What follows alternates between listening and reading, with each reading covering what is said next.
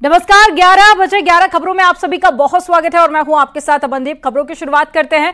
संसद की सुरक्षा में बड़ी चूक का मामला। आरोपी सागर शर्मा के लखनऊ वाले घर पर ताला लगा है। आरोपी सागर के परिजनों से पूछताछ जारी। एक बड़ी खबर आपको बता रहे हैं सूत्रों के हवाले से। देर रात केंद्रीय जांच एजेंसियों और दिल्ली स्पेशल सेल ने पूछताछ की है। तो एक बड़ी खबर आपको बता रहे हैं। देखिए, कुल 6 आरोपी बनाए गए हैं, जिनमें से 5 की गिरफ्तारी हो चुकी है, 1 की तलाश तेज कर दी गई है। और इस पूरे मामले में आरोपी सागर शर्मा के लखनऊ वाले घर पर ताला लगा हुआ है। आरोपी सागर के परिजनों से पूछताछ लगातार जारी है। देर रात केंद्रीय जांच एजेंसियों और दिल्ली स्पेशल सेल ने पूछताछ की थी। राजधानी लखनऊ के आलमबाग इलाके में कल देर शाम तक एजेंसियों की गहमा गहमी थी। दिल्ली स्पेशल सेल के लोग यहां पर थे, लखनऊ पुलिस से लेके LIU तक के लोग मौजूद थे। सागर शर्मा के परिजनों से पूछताछ हुई है कई घंटे। और अब आप देख सकते हैं सागर शर्मा के घर पर ताला लगा हुआ है, यहां पर कोई भी मौजूद नहीं है। जो जानकारी मिली है उसके मुताबिक एजेंसीज ने सागर शर्मा के परिजनों से सागर के मुतल्लिक काफी पूछताछ की है। गुरुग्राम में विक्की शर्मा नाम के शख्स के बारे में पूछताछ की गई है। विक्की शर्मा को वो कैसे जानता था, क्योंकि एक बात अब तक सामने आई है कि विक्की शर्मा के घर पर ही सागर रुका था और अन्य जो सहयोगी थे वो भी वहीं रुके हुए थे। वहीं मोहल्ले वालों का भी ये कहना है कि उसकी एक्टिविटी यहाँ बिल्कुल नॉर्मल थी, लेकिन उसके जो सोशल मीडिया पोस्ट हैं उसमें सरदार भगत सिंह से लेकर चे गुवेरा तक का जिक्र है। उनकी तमाम जो आइडियोलॉजी है उसको उसने शेयर किया है। तो स्थानीय स्तर पे तो बताने को कुछ खास नहीं है, लेकिन अब भी विक्की शर्मा से वो कैसे जुड़ा इसकी जानकारी ली जा रही है। कुछ लोगों का कहना है कि वो पहले विक्की के साथ कहीं नौकरी कर चुका है और सोशल मीडिया के जरिए ये सभी आरोपी संपर्क में थे। फिलहाल इस घर में कोई नहीं है, ऐसा बताया जा रहा है कि एजेंसीज अभी भी उनसे पूछताछ कर रही है। कैमरामैन गोपी गिरी के साथ ऋषभ मणि त्रिपाठी, न्यूज 18 लखनऊ। संसद में कूदने वाले आरोपी सागर शर्मा के घर में न्यूज 18 पहुंचा और उन्नाव में आरोपी सागर का पुश्तैनी घर खंडर में तब्दील हो चुका है। आपको बता दें कि सागर का परिवार सालों से लखनऊ में ही रहता है। आरोपी सागर पूर्वा कोतवाली क्षेत्र के पीर जादीगढ़ी मोहल्ले का रहने वाला है। तस्वीरें आपको दिखा रहे हैं। देखिए, ये पुश्तैनी घर जो कि खंडर में तब्दील हो चुका है। कूदने वाला आरोपी सागर शर्मा उन्नाव के पीर जादीगढ़ी मोहल्ले का रहने वाला पूर्वा क्षेत्र के। हम उसके पुश्तैनी घर में खड़े, तस्वीरों में देख सकते हैं आप कि ये उसका पुश्तैनी घर है, जहाँ पर उनके पिता का बचपन बीता। इसके बाद इनका जो परिवार था वो पूरी तरह से लखनऊ में शिफ्ट हो गया। जो आरोपी सागर है उसका यहाँ से कोई वास्ता नहीं रह गया है। फिलहाल जो यहाँ पे परिजन है, जो उनके चाचा और चाची हैं या अंकल आंटी कहें या जो उनके भाई बहन हैं, उनको किसी भी तरह से आप उसको परिचित तक नहीं है, क्योंकि उनका कहना है कि सागर बचपन से ही यहाँ नहीं रहा है, तो उनको उसके बारे में बहुत जानकारी नहीं है। और ज्यादा जानकारी के साथ में शंकर आनंद हमारे साथ में जुड़ गए हैं। शंकर आनंद, न्यूज 18 आरोपी के घर तक पहुंचा, वो एक्सक्लूसिव तस्वीरें भी हमने अपने दर्शकों को दिखाई। फिलहाल दिल्ली में क्या हलचल आप देख रहे हैं?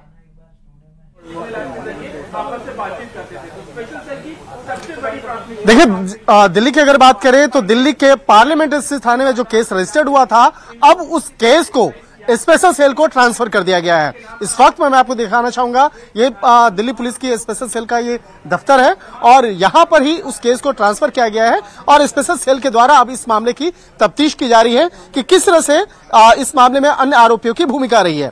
अब यहाँ पे समझते हैं, ये इस इन्वेस्टिगेशन को अगर देखा जाए तो 2 तरीके से इन्वेस्टिगेशन हो रहा है। पहला इन्वेस्टिगेशन हो रहा है पार्लियामेंट के अंदर में। पार्लियामेंट के अंदर में किस तरह से वहां पर सुरक्षा व्यवस्था के साथ में वहां पर खिलवाड़ किया गया, किस तरह से वहां पर लापरवाही हुई।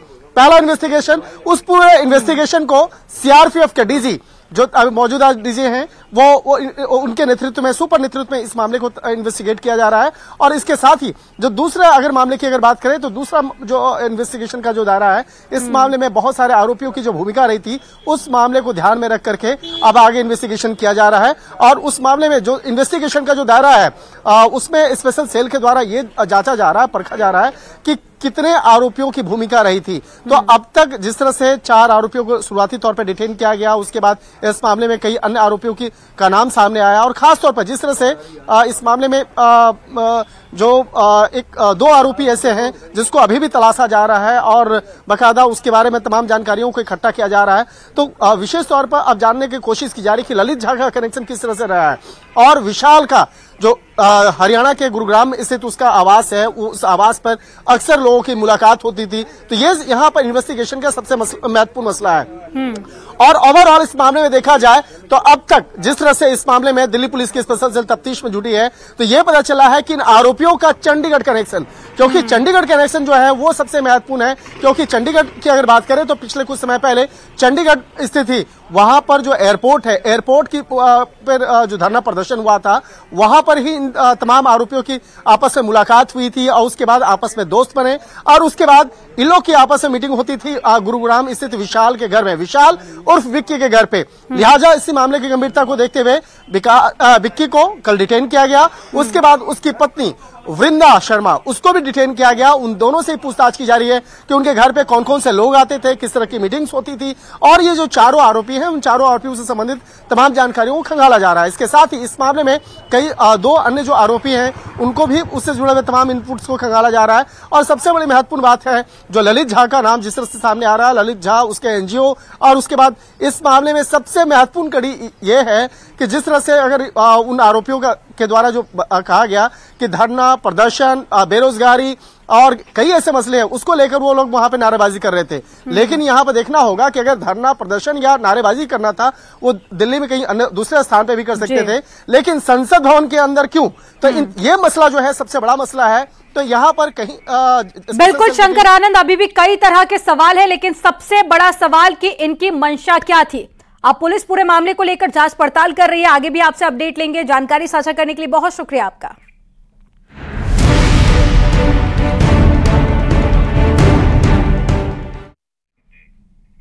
और चलिए खबरों में आगे बढ़ेंगे। मुख्यमंत्री योगी आदित्यनाथ आज आजमगढ़ के दौरे पर रहेंगे, जहां पर जहानगंज के अकबेलपुर में निर्माणाधीन महाराजा सुहेलदेव विश्वविद्यालय के निर्माण कार्यों का निरीक्षण भी करेंगे और इसके साथ ही विकसित भारत संकल्प यात्रा के कार्यक्रम में भी सम्मिलित होंगे।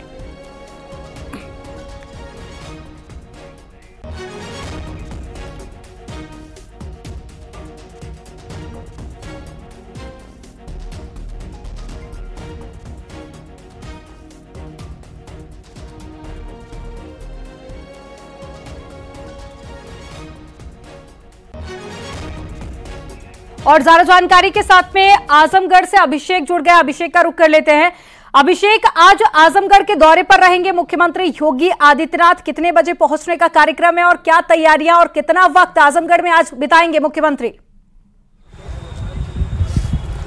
जी बिल्कुल अमनदीप, आपको बताना चाहेंगे 2:25 पर आजमगढ़ जिले के जहानागंज ब्लॉक क्षेत्र के अकबेलपुर, जहां पर महाराजा सुहेलदेव विश्वविद्यालय का नींव पड़ा हुआ है, निर्माण कार्य चल रहा है, वहां पर बने हेलीपैड पर 2:25 पर सीएम योगी आदित्यनाथ पहुंचेंगे। वहां से बाई कार उसी गांव में जो विकसित संकल्प यात्रा का कार्यक्रम किया गया है उसमें जनता से सीधे संवाद करेंगे। करीब 2 घंटे तक आजमगढ़ में सीएम योगी आदित्यनाथ रहेंगे, जनता से सीधा संवाद करेंगे और उनसे यहाँ की हाल को जानेंगे। उसके बाद जो निर्माणाधीन विश्वविद्यालय बन रहा है वहां जाएंगे, वहां स्थलीय निरीक्षण करना है। करीब 40 मिनट तक वहां पर निर्माणाधीन विश्वविद्यालय में रहेंगे। वहां पर निरीक्षण के बाद वहां के जो विभागीय अधिकारी हैं उनके साथ समीक्षा बैठक की जाएगी। साथ ही साथ जो जिले के एसपी हैं, डीएम हैं और कुलपति हैं वो भी उस मीटिंग में शामिल होंगे, उनसे पूरे जानकारी ली जाएगी। और साथ ही साथ ये भी अनुमान लगाया जा रहा है कि 2024 चुनाव के पहले विश्वविद्यालय का जो निर्माण कार्य लगभग पूरा हो चुका है, औपचारिक तौर पर कुछ चीजें बाकी रह गई है, 2024 चुनाव के पहले उसका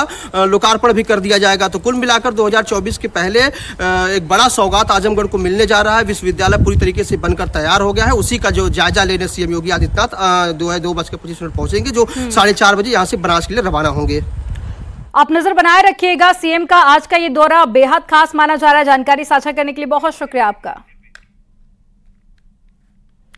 मुख्यमंत्री योगी आदित्यनाथ आज वाराणसी के दौरे पर भी रहेंगे, जहां पर सीएम योगी पीएम मोदी के काशी दौरे से जुड़ी तैयारियों का जायजा लेंगे।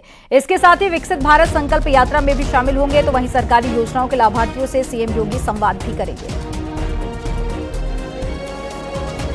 तो वाराणसी के दौरे पर रहेंगे, प्रधानमंत्री का दौरा है और तैयारियों का जायजा लेने के लिए आज जो सीएम पहुंचेंगे बनारस और साथ ही कई सारे कार्यक्रम होने हैं। आज जिसमें शामिल होंगे। और साथ ही उपेंद्र हमारे साथ में जुड़ गए हैं, उपेंद्र का रुख कर लेते हैं। उपेंद्र, कितने बजे मुख्यमंत्री आज वाराणसी पहुंचने वाले हैं, क्या तैयारियां हैं सीएम के दौरे को लेकर, और साथ ही ये भी बताइए वो कौन कौन से कार्यक्रम रहेंगे जिसमें सीएम शामिल होंगे? बिल्कुल, देखिए, आजमगढ़ के निरीक्षण और कॉलेज के निरीक्षण के बाद सीएम योगी आदित्यनाथ 2 दिवसीय दौरे पर काशी पहुंचेंगे। सीएम का यहां पर 2 दिवसीय दौरा है। शाम 4 बजे के बाद वो पहुंचेंगे और सीधे बरही जाएंगे, जहां प्रधानमंत्री की जनसभा होनी है। वहां पर तैयारियों का जायजा लेंगे और बरही के बाद किसान इंटर कॉलेज है वहीं पर, वहां पहुंचेंगे। वहां विकसित भारत संकल्प यात्रा ग्रामीण जो है उसमें शामिल होंगे, क्योंकि इस कार्यक्रम में प्रधानमंत्री नरेंद्र मोदी को भी शामिल होना है। तो वहां आज मुख्यमंत्री योगी आदित्यनाथ शामिल होंगे, संवाद करेंगे और कार्यक्रम का निरीक्षण करेंगे। वहां पर कार्यक्रम की क्या तैयारी, उसके बाद सीधे सर्किट हाउस आएंगे और सर्किट हाउस में कुछ देर रुक के अधिकारियों से पीएम नरेंद्र मोदी के कार्यक्रम की जो तैयारियां हैं उस पर चर्चा करेंगे। उसके बाद सीधे जो कटिंग मेमोरियल स्कूल है वहां जाएंगे, क्योंकि वहां विकसित भारत शहरी जो यात्रा संकल्प यात्रा है वहां है, तो वहां पर भी प्रधानमंत्री नरेंद्र मोदी को पहले दिन 17 दिसंबर को आना है, तो वहां पर तैयारियों का जायजा लेंगे। उसके बाद वहीं पर सीएम योगी आदित्यनाथ भी आज के कार्यक्रम में विकसित भारत संकल्प यात्रा में शामिल होंगे और वहां से सीधे सीएम योगी आदित्यनाथ नमो घाट जाएंगे, जहां पर काशी तमिल संगमम सीजन 2 का शुभारंभ होना है। खुद प्रधानमंत्री नरेंद्र मोदी 17 दिसंबर को शुभारंभ करेंगे और लोगों को संबोधित करेंगे, तो वहां पर नमो घाट पर तैयारियों का जायजा लेंगे। और नमो घाट से लौटते हुए सीएम योगी आदित्यनाथ बाबा काल भैरव के दर्शन करेंगे, बाबा विश्वनाथ धाम में पहुंचेंगे, बाबा विश्वनाथ के दर्शन पूजन करेंगे और फिर रात्रि विश्राम काशी में करेंगे। अगले दिन सुबह यानी कि कल सीएम योगी आदित्यनाथ करीब 9 बजे मलदैया स्थित सरदार पटेल की प्रतिमा पर माल्यार्पण करेंगे, पुष्पांजलि अर्पित करेंगे और उसके बाद सीएम सीधे उमराहा जाएंगे कल। और उमराहा में जो सर्वेद मंदिर है वहां प्रधानमंत्री नरेंद्र मोदी को आना है 18 दिसंबर को, तो वहां तैयारियों का जायजा लेंगे, कार्यक्रम की तैयारियों का, कि वार्षिकोत्सव है वहां किस तरह की तैयारियां हैं। तो 2 दिन का दौरा है सीएम योगी आदित्यनाथ का और पूरा दौरा प्रधानमंत्री नरेंद्र मोदी के आगामी प्रस्तावित जो काशी दौरा है 2 दिवसीय, उस 2 दिवसीय दौरे के लिए सीएम योगी आदित्यनाथ आज 2 दिवसीय दौरे पर आ रहे हैं। और जितने भी कार्यक्रम है प्रधानमंत्री के, उनका न केवल मौके पर जाकर निरीक्षण करेंगे बल्कि सर्किट हाउस पर सीधे अधिकारियों से तैयारियों के बाबत जानकारी लेंगे। तो सीएम योगी आदित्यनाथ का ये दौरा प्रधानमंत्री नरेंद्र मोदी के 17-18 दिसंबर के काशी दौरे से जुड़ा हुआ काफी महत्वपूर्ण है और यहाँ सीएम कई सारे कार्यक्रम में शामिल होंगे। बिल्कुल, तो प्रधानमंत्री के दौरे से पहले मुख्यमंत्री का ये दौरा 2 दिन का बेहद खास माना जा रहा है। जानकारी साझा करने के लिए बहुत शुक्रिया उपेंद्र आपका। भारत जोड़ो यात्रा की तर्ज पर कांग्रेस अब यूपी जोड़ो यात्रा निकालने जा रही है। 20 दिसंबर को मां शाकुंभरी देवी के दर्शन कर सहारनपुर के गंगोह से यात्रा शुरू होगी और यूपी संत हजरत कुतुबे आलम की दरगाह भी जाएंगे कांग्रेस नेता। 15 दिसंबर को यूपी कांग्रेस अध्यक्ष अजय राय काशी विश्वनाथ बाबा के दर्शन कर सांकेतिक यात्रा शुरू करेंगे और प्रथम चरण की पदयात्रा 11 जिलों में भ्रमण करेगी। यात्रा के लिए 26 सदस्यीय कमेटी का गठन भी किया गया है और पूर्व सांसद और विधायक भी यात्रा में मौजूद रहेंगे। 20 दिसंबर को उत्तर प्रदेश में कांग्रेस पार्टी की यात्रा प्रारंभ करने जा रही है, जो यूपी जोड़ो यात्रा के नाम से चलेगी और इसमें विभिन्न वर्ग के लोगों को जोड़ा जाएगा। और ये यात्रा की शुरुआत हम मां शाकुंभरी मंदिर से दर्शन कर प्रारंभ करेंगे।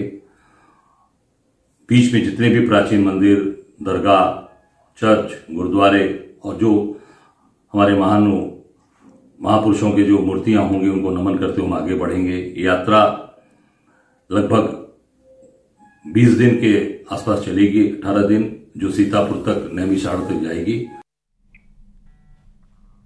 खबर मथुरा से है, जहां पर युवक को बेरहमी से पीटने का वीडियो वायरल हुआ है। प्रेम प्रसंग के चलते लड़की से मिलने आने की आशंका के चलते कई युवकों ने पिटाई कर दी।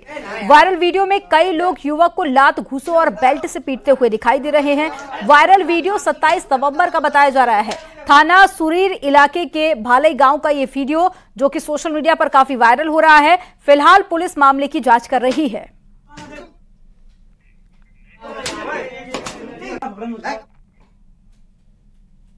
इटावा के भरतना पुलिस ने 3 शातिरों को गिरफ्तार कर उनके कब्जे से बड़ी तादाद में चोरी का सामान भी बरामद किया है। इसके अलावा करीब 3 लाख कैश भी मिला है।